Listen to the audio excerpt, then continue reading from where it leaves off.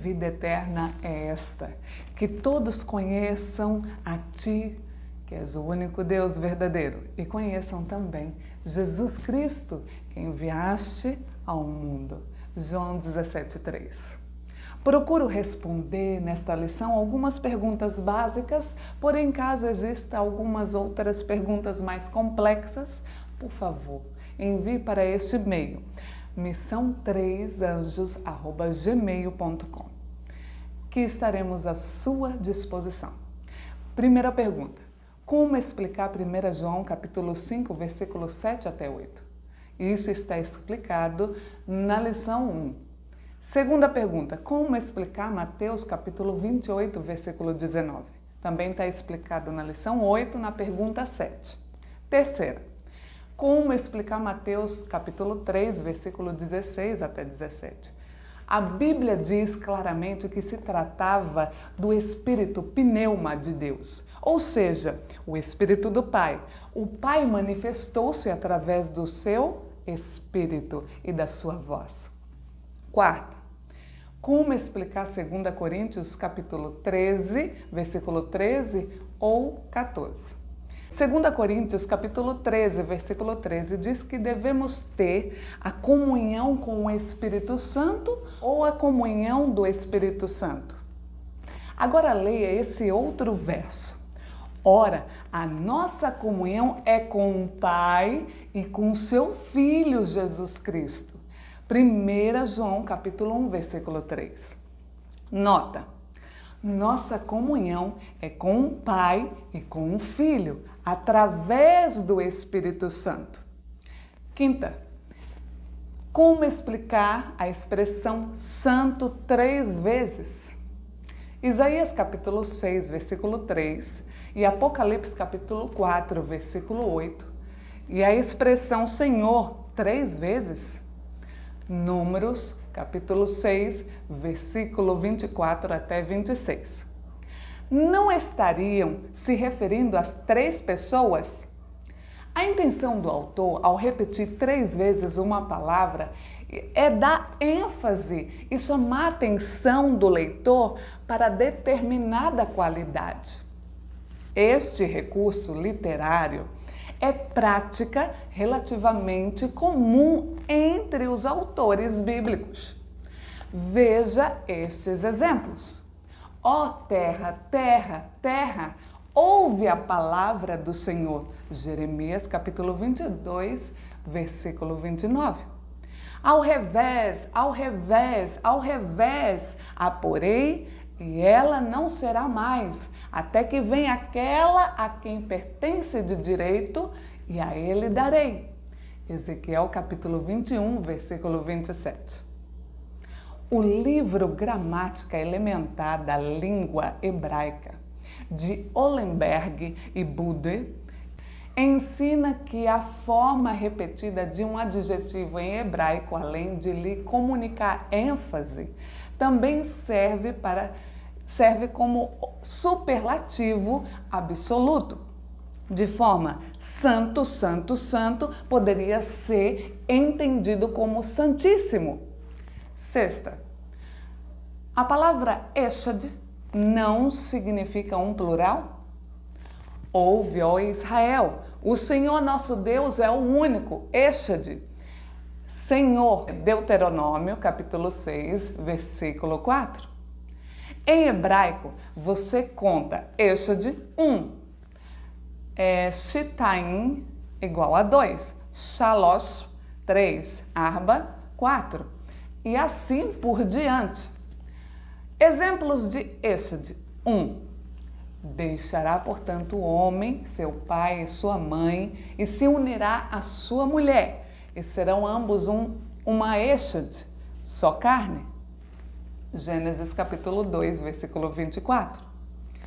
Veio, pois, Moisés e relatou ao povo todas as palavras do Senhor e todos os estatutos.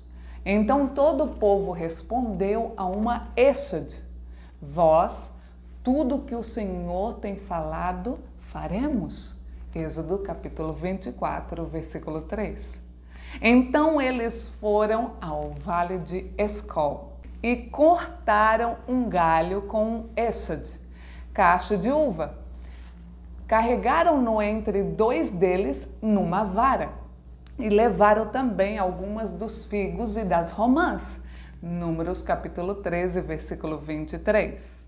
Filho do homem, os moradores destes lugares desertos da terra de Israel costumam dizer: Abraão era um êxode, um só. Contudo, possuiu a terra. Ezequiel capítulo 33, versículo 24. Olhai para Abraão, vosso pai, para Sara, que vos deu a luz, porque ainda quando ele era um êxode um só, eu o chamei e o abençoei e o multipliquei. Isaías capítulo 51, versículo 2. Pela boca de duas testemunhas ou três testemunhas, aquele que merece a morte deve ser posto à morte. Pela boca de uma êxode, testemunha, ele não deve ser posto à morte. Deuteronômio capítulo 17, versículo 6. Sétima pergunta. Está no plural, então Deus é três? Façamos o homem à nossa imagem. Gênesis capítulo 1, versículo 26. Vinde, desçamos e confundamos. Gênesis capítulo 11, versículo 7. A quem enviarei e a quem há de vir por nós? Isaías capítulo 6, versículo 8. Quem estava com Deus na criação? Quem subiu ao céu e desceu?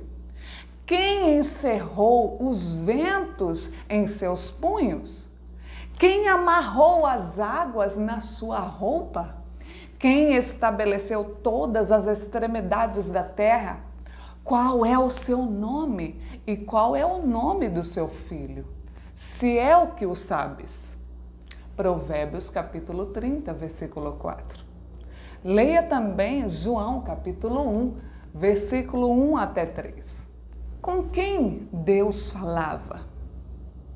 Disse o Senhor, Pai, ao meu Senhor, Filho, assenta-te à minha direita, até que eu ponha os teus inimigos por escabelo dos teus pés. Salmo 110, 1. Nota, nas lições anteriores, vimos que existe a pessoa do Pai e a pessoa do Filho. Portanto, Pai e Filho, os dois é um plural. O Espírito Santo é o Espírito deles, é a onipresença deles. Oitava pergunta. Jesus é o Deus único? Está respondido nas lições 3 a 7. Nona pergunta. Se Cristo foi gerado de Deus, então ele teve um começo? Houve um tempo em que ele não existia? O Filho foi gerado de Deus. O Pai não tem origem, o Filho tem. O Filho teve origem no Pai. Porém, o Pai, através do Filho, criou todas as coisas, inclusive o tempo. Isaías afirma que Cristo é o Pai da eternidade. Isaías capítulo 9, versículo 6. É bom lembrar que o Filho de Deus foi chamado de sabedoria, de palavra de Deus. Pergunta para reflexão. O que é o tempo para Deus? Existe tempo onde existe a eternidade? Décima pergunta. Jesus falou que eu e o Pai somos um, João 10:30. Portanto, Jesus e Deus é uma só pessoa? Veja a pergunta 9 da lição 13. O Pai e o Filho são um em propósito, em mente, em caráter, mas não em pessoa. Da mesma forma, a igreja pode ser um. João capítulo 17, versículo 21 até 22. O Espírito é o que nos faz um. O Espírito é o elo. 11ª pergunta. Você afirmou que apenas o Pai e o Filho estavam presentes na criação, Mas em Gênesis capítulo 1, versículo 2 e Jó capítulo 33, versículo 4, fala do Espírito de Deus. Como entender? Deus se faz presente em todo o universo através do seu Espírito, Salmo 139. Como vimos na lição 11, o Espírito Santo é a onipresença de Deus e de Cristo, e não uma terceira pessoa da mesma forma que eles. Em Jó, capítulo 33, versículo 4, fala do Espírito de Deus, como sendo o próprio Deus que soprou nas narinas de Adão o fôlego de vida. Gênesis capítulo 2, versículo 7. A tradução mais próxima do original em Gênesis capítulo 1, versículo 2, é um vento de Deus pairava sobre as águas. Leia outros textos onde mencionam apenas o Pai e o Filho na criação. Provérbios capítulo 8, versículo 27 até 30, Provérbios capítulo 30, versículo 4, João capítulo 1, versículo 1 até 3 e Hebreus capítulo 1, versículo 2. 12ª pergunta. Deus é um ser pessoal, porém está escrito que Deus é espírito, pneuma, João 4, versículo 24. Pergunto, se pneuma não significa um ser pessoal, uma pessoa, como entender esse verso? Deus é espírito, João capítulo 4, versículo 24. Cristo também é o espírito, 2 Coríntios capítulo 3, versículo 17. Os anjos também são espíritos, Hebreus capítulo 1, versículo 14. Porém, eles se revelam como seres pessoais, eles se apresentam e apareceram como pessoas. Diferente do Espírito Santo, que sempre se revelou e apareceu através de símbolos. Acreditamos que o autor quer dizer que o Pai, o Filho e os anjos têm uma natureza espiritual, pneuma. 13ª pergunta. Em João capítulo 17, versículo 3, o único Deus verdadeiro é o Pai. Porém, em 1 João capítulo 5, versículo 20, dá a entender que o Deus verdadeiro é o Filho. Como conciliar esses versos? Como vimos, existem alguns versos em que o Filho é chamado de Deus. Porém, se lermos com mais atenção, 1 João capítulo 5, versículo 20, comparando-o com João capítulo 17, versículo 3, vamos perceber que o apóstolo João está falando do Pai e do Filho. Vejamos. Sabemos também que o Filho de Deus já veio e nos tem dado entendimento para conhecermos o Deus verdadeiro, o Pai. As nossas vidas estão unidas com o Deus verdadeiro, o Pai, unidas com o seu Filho Jesus Cristo. Este é o Deus verdadeiro, o Pai, e esta é a vida eterna. 1 João capítulo 5, versículo 20, na linguagem de hoje. Tentei responder algumas perguntas de uma forma fácil e direta, mas se a sua pergunta não foi respondida ou você gostaria de um comentário maior, entre em contato conosco com este e-mail, missão3anjos@gmail.com.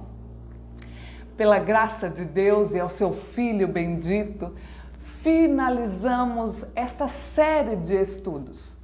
E se você que está vendo este vídeo não viu os outros vídeos ainda, comece sempre pelo começo. Vai lá na lição 1, depois na lição 2, indo assim, devagar e aos poucos. Mas quero te dizer uma dica.